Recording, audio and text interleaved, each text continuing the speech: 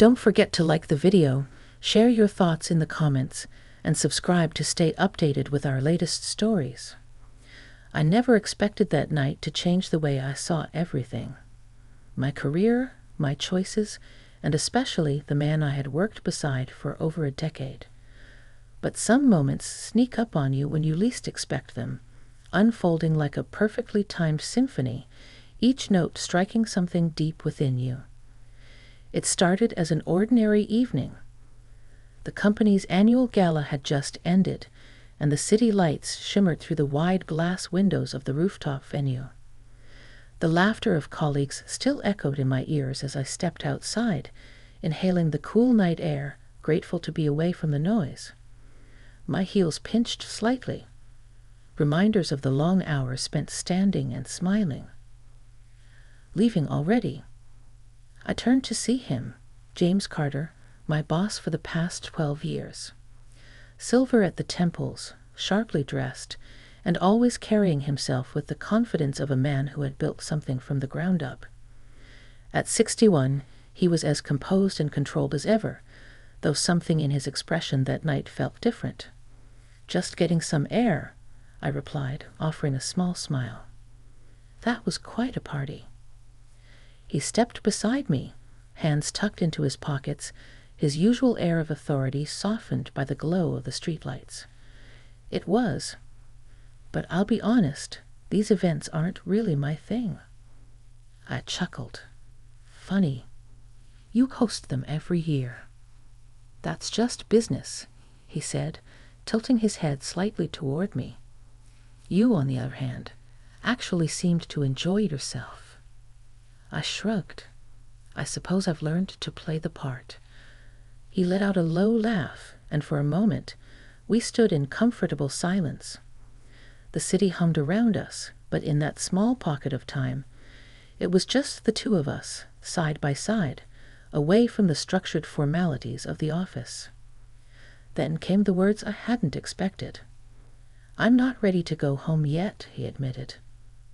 "Would you care to join me for a drink?" I hesitated. It wasn't unusual for us to talk outside of work, late-night calls, strategy meetings that stretched into the evening. But this felt different. There was something unspoken in his tone, something that made my pulse quicken just a little. I finally said. Why not? We walked down the street, away from the bright-lit towers of downtown, and into a quieter part of the city. He led me to a small lounge, intimate, with low lighting and soft jazz playing in the background. It was the kind of place that felt timeless, untouched by the rush of the world outside. As we settled into a corner booth, he loosened his tie, a gesture I had rarely seen. He looked at me, really looked at me, as if seeing me in a new light. "You've been with the company a long time," he said, swirling the amber liquid in his glass.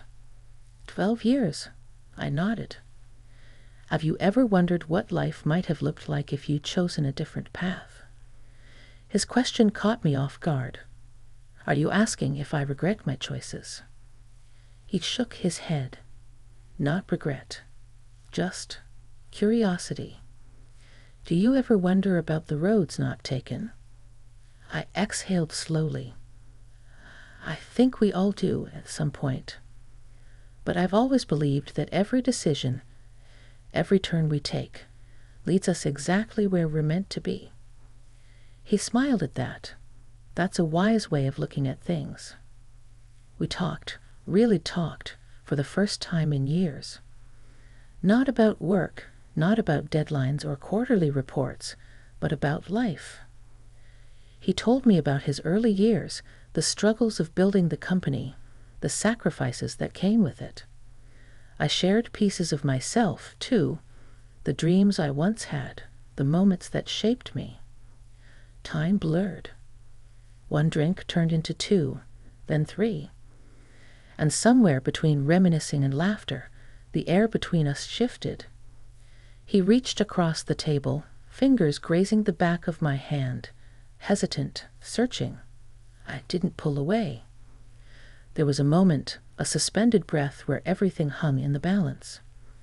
And then, quietly, he said, "I never told you this, but I've always admired you, beyond just your work.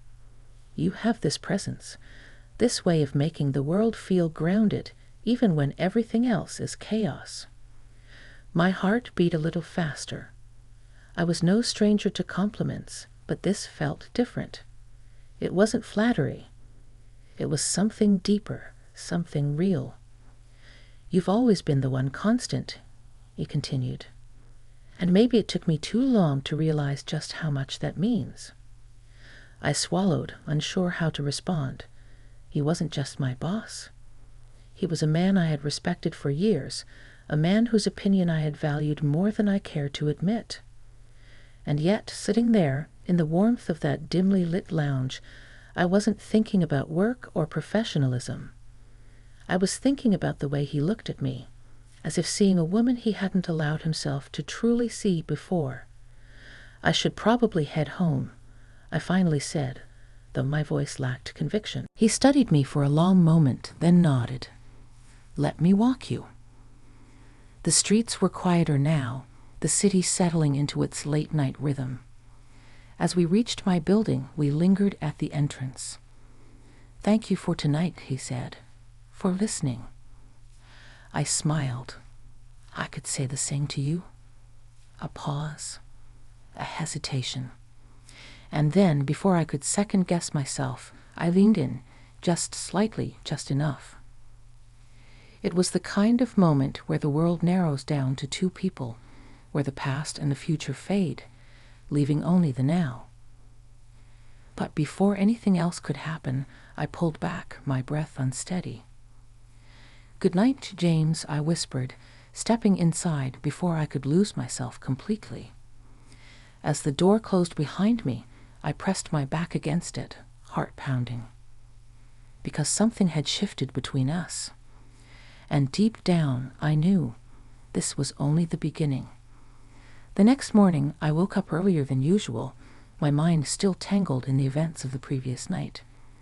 The way James had looked at me, the warmth of his hand against mine, the unspoken words hanging between us. I had spent years seeing him only as my boss, a man of authority, respect, and distance. But now I couldn't stop thinking about him as James, the man who had let his guard down, who had spoken with quiet vulnerability, who had looked at me in a way that made my pulse quicken. I shook my head, trying to clear the thoughts as I poured my morning coffee. This was ridiculous. Nothing had happened. Nothing could happen.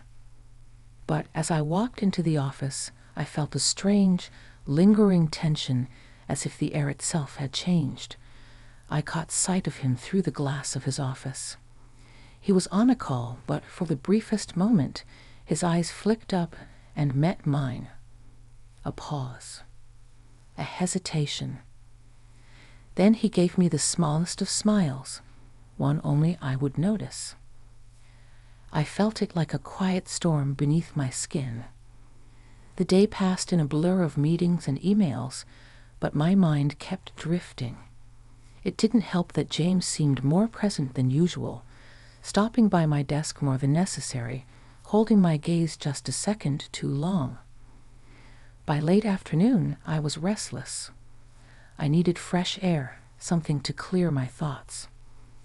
I stepped outside onto the small office terrace, inhaling the crisp autumn air. The city buzzed below, a symphony of distant honks and chatter. I was so lost in thought that I didn't hear the door open behind me. "You've been avoiding me." Jane's voice was calm, but there was an edge to it. I turned, forcing a light chuckle. "Avoiding you? That's a bit dramatic." He stepped closer, hands tucked into his pockets, that same unreadable expression on his face. "Is it?" I sighed, rubbing my temples. "James, last night was different," he finished for me. "I know." I looked up at him, at the man I had worked beside for so many years, and yet in this moment he felt unfamiliar. Or maybe, for the first time, I was seeing him clearly. "We can't do this," I said quietly, though the words felt hollow even as I spoke them. He studied me for a long moment, then exhaled. I know what you're thinking, that this is dangerous, that it changes things. It does change things, I said firmly. James, you're my boss. There are rules, expectations. I don't care about rules, he interrupted, his voice low but steady. I stared at him. This wasn't the composed, calculated man I knew. This was someone else. Someone who, for once, wasn't thinking about business or control or responsibility. He was thinking about me. You're overcomplicating this, he continued, his tone softer now. Last night, we weren't boss and employee. We were just two people. And I know, we both felt something. I swallowed hard. That doesn't mean it's right. He tilted his head, his gaze searching mine. And yet, you haven't said you don't feel it too. I opened my mouth, but no words came, because the truth sat heavy between us, undeniable and raw. I had felt something I hadn't felt in a long time. He took a step closer, his voice barely above a whisper.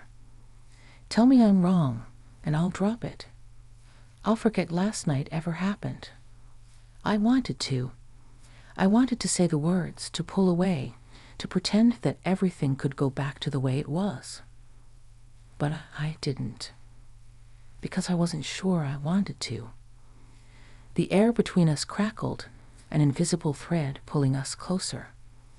My breath hitched as he reached out, fingertips just barely brushing my wrist. A question, not a demand. And for the first time in years, I didn't want to think. I didn't pull away. James' fingertips barely skimmed the inside of my wrist, but I felt it everywhere. My pulse quickened, the warmth of his touch sending a quiet shiver through me. For years, I had lived inside the boundaries of what was expected, of me, of my career, of my age. I had built a life around predictability and reason. But standing there, with James looking at me as if I were something new and unexpected, I felt the walls shift. He was waiting, watching for any sign that I wanted this as much as he did. And in that moment, I did. I let out a slow breath. James, I don't know where this leads. He gave a small smile. Neither do I, but that doesn't mean we have to run from it.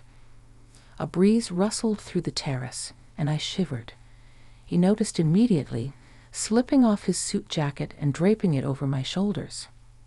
His scent, faintly spiced cologne, something warm and familiar, wrapped around me. Come on, he said, nodding toward the office door. Let's get out of here. I hesitated. You mean now? Why not? His voice was light, but there was something underneath, something quietly determined. I glanced back inside through the glass doors. The office was still humming with end-of-day energy, people moving through the motions of their routines. If I went back in, I knew exactly how the night would go. I'd gather my things, go home, make dinner, and sit alone with my thoughts, pretending nothing had changed. But something had changed. And for the first time in a long time, I didn't want to let an opportunity pass me by. All right, I said, my voice steadier than I expected. Let's go. We ended up in a quiet, dimly lit restaurant just a few blocks away. The kind of place where the music was low and the waiters spoke in hushed tones. James ordered a bottle of wine, and as the first sip warmed my throat, I felt myself start to relax. So, I said, setting my glass down, what exactly are we doing here? He leaned back, studying me with that same unreadable expression he always had in the office. But tonight, there was something else there. Honestly, he swirled his wine, watching the deep red liquid catch the light. I just wanted to be somewhere with you where we didn't have to pretend. I swallowed. Pretend. He met my eyes. That last night didn't mean something. The words landed between us, heavy and unshakable. I opened my mouth, searching for the right thing to say. But for once, I didn't want to be careful. I didn't want to analyze every word before it left my lips. I exhaled. It did. A flicker of something passed over his face. Relief, maybe, or something deeper. We talked for hours after that. Not about work, not about responsibilities, but about us. I told him things I hadn't admitted out loud in years. How I had spent so long putting my career first, how I had convinced myself that love, passion, connection was for other people, younger people, people who still had all the time in the world. James listened, really listened. And when I finally fell quiet, he reached across the table, his fingers brushing mine in a touch so simple yet so deliberate that my breath caught. "You're not alone in that," he said. And I believed him. By the time we left the restaurant, the city had quieted. The streets glowed with the soft amber hue of streetlights, the distant hum of traffic filling the silence between us. We walked for a while, neither of us ready to say goodbye just yet. At a crosswalk, he stopped and turned to me. "I don't want to rush this," he said softly. "But I also don't want to pretend that this doesn't matter." My heart pounded. "James." He gave a small chuckle, shaking his head. "I know. It's complicated." I let out a breathy laugh. That's an understatement. We stood there for a moment, the city moving around us, yet somehow it felt like we were the only two people in the world. Then, without thinking, without planning, without overthinking, I stepped closer. James' breath hitched, his eyes searching mine. And then, finally, I let myself feel. The kiss was slow, tentative, like the first few notes of a song neither of us knew the melody to just yet. His hand cradled the side of my face, his touch careful, reverent. When we finally pulled away, his forehead rested lightly against mine. "This changes everything, doesn't it?" I whispered. "It does," he murmured. "But maybe that's not such a bad thing." I closed my eyes, letting the warmth of the moment sink in. Maybe, just maybe, he was right. I woke up the next morning with a mix of emotions swirling inside me. Excitement, nervousness, uncertainty. The memory of last night lingered on my lips, in the warmth of James' touch, in the way he had looked at me like I was something worth waiting for. But now, with the morning sun spilling through my bedroom window, reality started to creep back in. I was still his employee. He was still my boss. And we had crossed a line that couldn't be undone. My phone buzzed on the nightstand. "James, morning. No regrets, I hope." A small smile pulled at my lips as I typed back. "Me? None. You." His response was immediate. "James. Not a single one. Can I see you later?" I hesitated. Not because I didn't want to. I did, but because I wasn't sure what later meant for us. Could we exist outside of the office, outside of the neatly drawn lines we had both followed for so long? I took a deep breath. Me.